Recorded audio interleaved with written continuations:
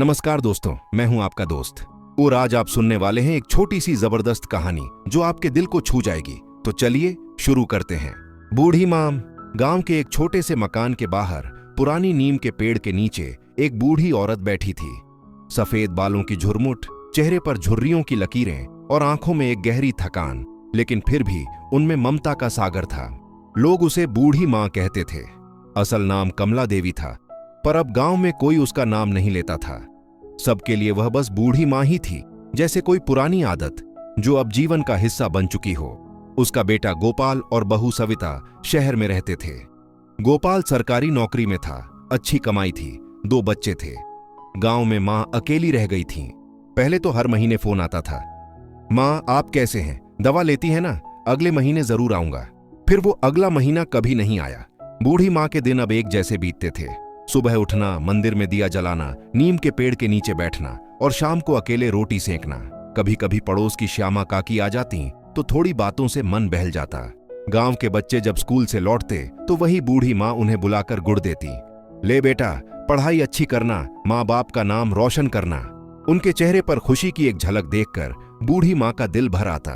रात को जब सन्नाटा छा जाता तो वह अपने छोटे से कमरे में बैठकर गोपाल की पुरानी तस्वीर को देखती। कितना प्यारा था मेरा गोपाल, बचपन में तो मुझसे अलग ही नहीं होता था। अब पता नहीं किस शहर में क्या खाता होगा।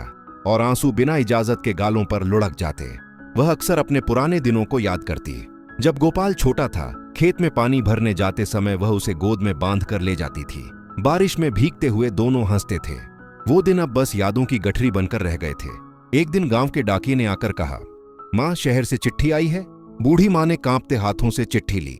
गोपाल ने लिखा था, माँ अब की बार दिवाली पर हम सब गांव आएंगे, बच्चे भी बहुत उत्साहित हैं। माँ का चेहरा खिल उठा। उसने अगले ही दिन घर की सफाई शुरू कर दी। पुराना पलंग धोया, दीवारें पोंछी, मंदिर में नया फूल चढ़ाया। हर सुबह वो नीम के नीचे बैठकर बस यही सोचती, अब की बार मेरा गोपाल आएगा, मेरे पोते भी। लेकिन दिवाली आई और चली गई, गोपाल नहीं आया।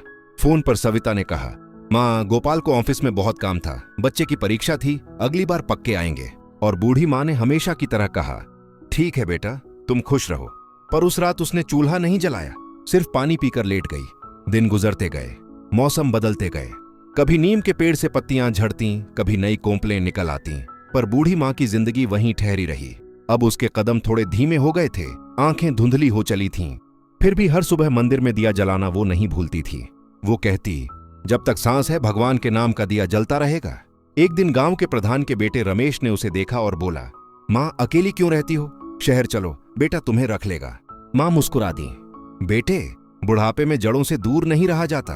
ये मिट्टी, ये नियम, ये चौखट सब मेरे अपने हैं। रमेश कुछ नहीं बोला, बस नमस्ते कर चला गया। रात में जब बूढ़ी माँ खाट पर लेटी तो नींद नहीं आई। उसके मन में वही सवाल घूमता रहा, क्या सच में अब मैं बोझ बन गई हूं? क्या गोपाल को मेरी जरूरत नहीं रही? वो उठी और अपनी पुरानी संदूकची खोली। उसमें कुछ पुराने कपड़े, भगवान की तस्वीर और गोपाल का बचपन का दूध का दांत रखा था। उसने तस्वीर को छूकर कहा, बेटा तू कितना बड़ा हो गया, पर तेरी माँ अब भी वहीं खड़ी है जहां तू उसे छोड़कर गया था। आंसू टपककर तस्वीर पर गिर पड़े। एक दिन अचानक बूढ़ी माँ को तेज बुखार हो गया। पड़ोस की श्यामा काकी ने डॉक्टर बुलाया। डॉक्टर ने कहा, कमजोरी है, देखभाल की जरूरत है। श्यामा काकी ने शहर फोन लगाया, गोपाल बेटा तुम्हारी माँ बीमार है, जरा आ जाओ। गोपाल ने जवाब दिया, अरे काकी अभी प्रोजेक्ट चल रहा है, अगले हफ्ते आऊंगा। काकी ने कहा, बेटा हफ्ता दूर है, माँ का हाल अच्छा नहीं है। गोपाल ने कहा, आप चिंता मत कीजिए, मैं पैसे भिजवा दूंगा। बूढ़ी माँ को यह बात पता चली तो वह हल्का सा मुस्कुराई। मेरा बेटा बहुत व्यस्त है, भगवान करे उसका काम सफल हो। लेकिन उस रात उसने बहुत धीमी आवाज में भगवान से कहा, अब मुझे उठा ले प्रभु, थक गई हूं। अगली सुबह गांव वालों ने देखा कि माँ मंदिर के सामने बैठी थी, हाथ में माला थी, आंखें बंद थीं। वो शांत हो चुकी थी। गांव भर में सन्नाटा छा गया। हर किसी के होंठों पर बस एक ही बात थी, बूढ़ी माँ चली गई। 3 दिन बाद गोपाल गांव पहुंचा। गांव के लोग चुप थे। श्यामा काकी ने उसके हाथ में माँ की वो संदूकची दी जिसमें उसका बचपन बंद था। उसने खोलकर देखा, माँ की पुरानी साड़ी, उसकी तस्वीर और एक चिट्ठी। चिट्ठी में बस इतना लिखा था, गोपाल तू जब भी आएगा मैं यहीं मिलूंगी। नीम के नीचे बैठी तेरी माँ, अगर शरीर न भी रहे तो मेरी दुआएं तेरे साथ रहेंगी। गोपाल जमीन पर बैठ गया। उसकी आंखों से आंसू फूट पड़े। पहली बार उसने महसूस किया, जिस माँ ने उसे दुनिया दी उसी को उसने अकेलापन दे दिया। उसने माँ की तस्वीर को सीने से लगाया और कहा, माँ माफ कर दो, अब बहुत देर हो गई। नीम का पेड़ धीरे धीरे हवा में झूम रहा था, जैसे माँ खुद उसे आशीर्वाद दे रही हो। गोपाल ने उस पेड़ के नीचे एक छोटा मंदिर बनवाया और उस पर लिखा, माँ अमर है। गांव वाले आज भी कहते हैं, जब भी नीम की छांव में ठंडी हवा चलती है लगता है बूढ़ी माँ अब भी मुस्कुरा रही है। तो दोस्तों, कैसी लगी ये कहानी? नीचे कमेंट में जरूर बताइए और वीडियो पसंद आया हो तो लाइक, शेयर और सब्सक्राइब जरूर करें ताकि हम आपके लिए और ऐसी ही प्रेरणादायी कहानी लाए। धन्यवाद।